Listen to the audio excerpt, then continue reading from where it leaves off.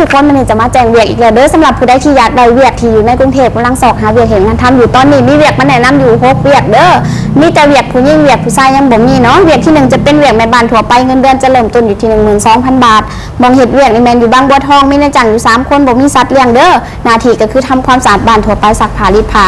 เวียกที่2จะเป็นเวียกแม่บ้านทั่วไปอีกมองเห็ดเวียกนี่จะอยู่พุทธมณฑลสาย3มีนายจ้างอยู่4คนม้า1โต๊ะเนาะหน้าที่ก็คือทำความสะอาดทั่วไปซักผ้ารีดผ้าและเป็นลูกมือซอยเห็ดกับข้าวเด้อส่วนเวียกที่3จะเป็นเวียกแม่บ้านทั่วไปอีกเงินเดือนเริ่มต้นอยู่ที่ 12,000 บาทมองเห็ดเวียกในแมนอยู่ศรีนครินทร์มีนายจ้างอยู่4คนบ่มีสัตว์เลี้ยงเนาะ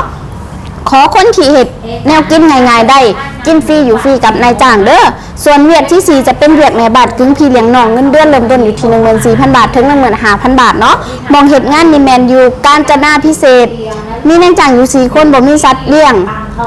เห็ดนาทีเบิ่งน้อง2คนเนาะและเวียกที่5อันนี้จะเป็นเวียก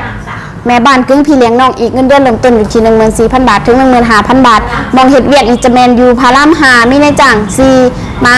2ต้องให้อาหารแล้วก็เติมน้ำให้ม้าเนาะส่วนเวียกสุดท้ายเวียกที่6จะเป็นเวียกแม่บ้านกึ่งพี่เลี้ยงน้องไปเช้าเย็นกับ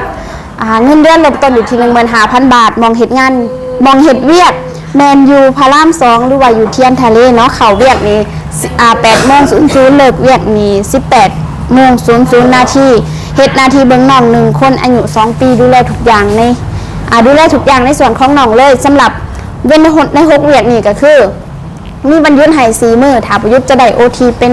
วันละ500ถ้าผู้ใดที่ต้องการแถวใดก็อย่าลืมเข้ามากรอกใบสมัครกันได้เด้ออยู่ที่จรัญสนิทวงศ์82/1สำหรับมื้อนี้จะฝากเวียกไว้สำนี้เด้อมื้อหน้าจะมาแจ้งเวียกอีกอย่าลืมกดติดตามไว้เด้อสำหรับมื้อนี้สบายดี